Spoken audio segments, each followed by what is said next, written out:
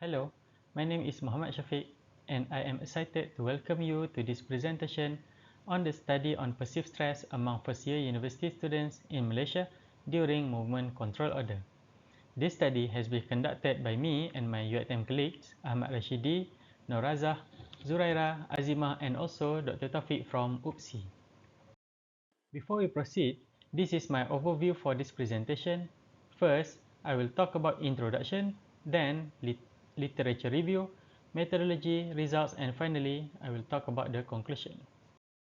As an introduction, in December 2019, a new type of coronavirus was identified in Wuhan, China, which is now known as COVID-19. Since then, the virus spread rapidly and globally. Researchers are actively experimenting to find a treatment to end the virus. To date, WHO had reported more than 750 million confirmed cases, with deaths almost 7 million cases.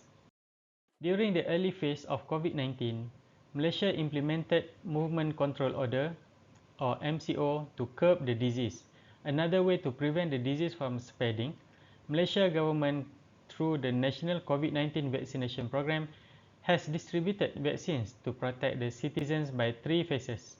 2 doses of vaccine are required to ensure the protection. Since the first phase of MCO until the 8th phase, COVID-19 has affected Malaysia's higher education sector, especially in teaching and learning.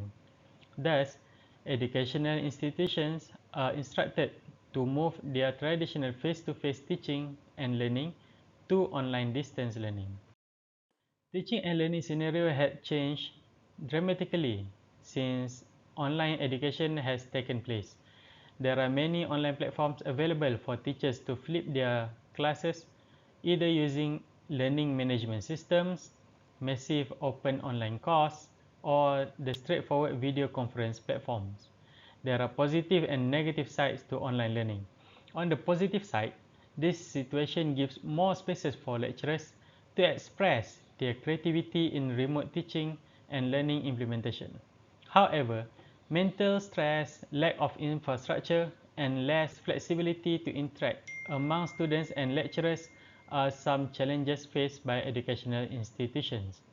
In another study, Alam et al. 2020 found that the students' level of motivation and self-dependent learning are at low level. On the performance perspective, a researcher, Zuraira, had conducted a research to compare the students' performance from synchronous and asynchronous online learning approaches. From the study, they found that the synchronous online learning approach gives a better result for student academic performance. Recent studies have shown that the pandemic has impacted individuals' physical, mental, emotional, and social well-being. Sun et al. Showed that the tertiary students in the United States are at increased risk for experiencing adverse mental health outcomes during COVID-19. Al-Atiq et al. 2020 revealed significant gender differences in psychological response to the pandemic among students in Saudi Arabia.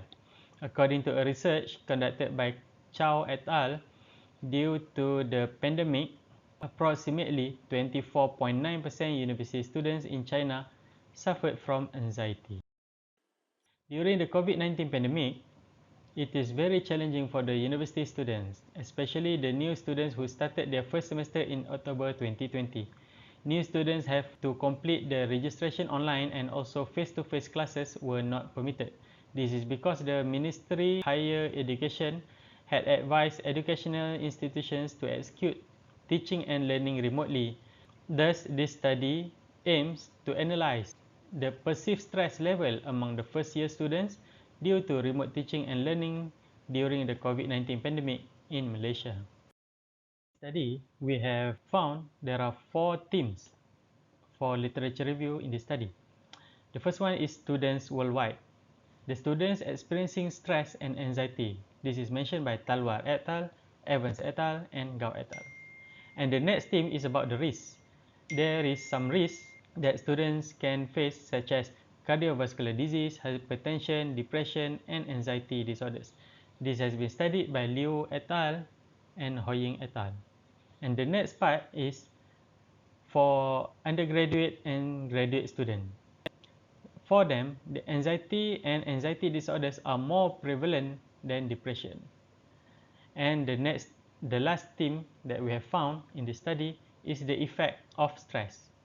From stress, it can increase anxiety, result in insufficient or poor quality of sleep. And in our study, we have found and discussed a lot more detail in our paper. Next, we have come to methodology, and this study was conducted in a tertiary education institution in Penang, Malaysia, which involved 272 students from 6 faculties and 3 different education levels, which are pre-diploma, diploma, and degree. This study adopted a questionnaire by Al-Atiq et al. 2020. The survey has 7 questions on socio-demographic such as age, gender, education, and living area, followed by 10 items to assess the respondents' stress perception. The responses were evaluated using the 5-point Likert scale, representing 1 for never and 5 for very often. In addition, the qualitative question regarding emotion during the pandemic is included at the end of the questionnaire. It is categorized respondents into 3 types of emotions: positive, negative, or mixed. The question's reliability was tested using Chromba Alpha, ranging from 0 to 1, where 0 showing complete unreliable and a value of 1 representing perfect reliability. The demographic and perceived stress data were analyzed using frequencies and percentages of each item to see its trend and pattern. The score for item 1 to 10 in perceived stress was calculated for each respondent to determine their stress level.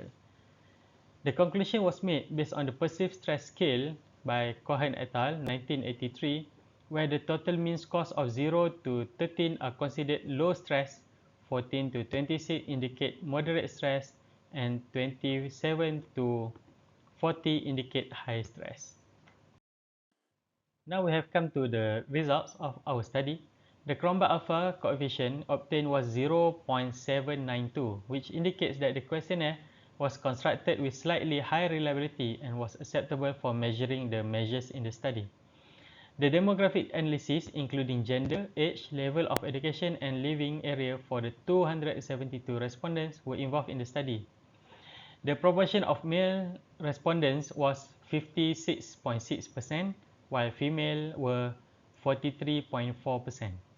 Most of the respondents were less than 20 years old, and 68.4% were diploma students. This result is not biased because it follows the study's objective, which is to explore the perceived stress level among the first-year students due to remote teaching and learning during the COVID-19 pandemic in Malaysia. The findings are surprising since 249 from 272, which is about 91.5%, were grouped in high stress categories. It followed by moderate stress 7.7% and low stress 0.7%. It is alarming that most students felt stressed doing online distance learning during this pandemic. The students felt the burden since the classes are more self-paced with many workloads to be completed. Now, in conclusion, this study examined the level of perceived stress among first-year university students in Malaysia during the MCO period. The results showed that a high percentage of students experienced stress during online distance learning, which is alarming. This study also highlighted that remote learning significantly changes the nature of interactions between students, peers, and lecturers. Hence, the students should learn to control their stress levels as their mental health is more likely to be affected during the pandemic.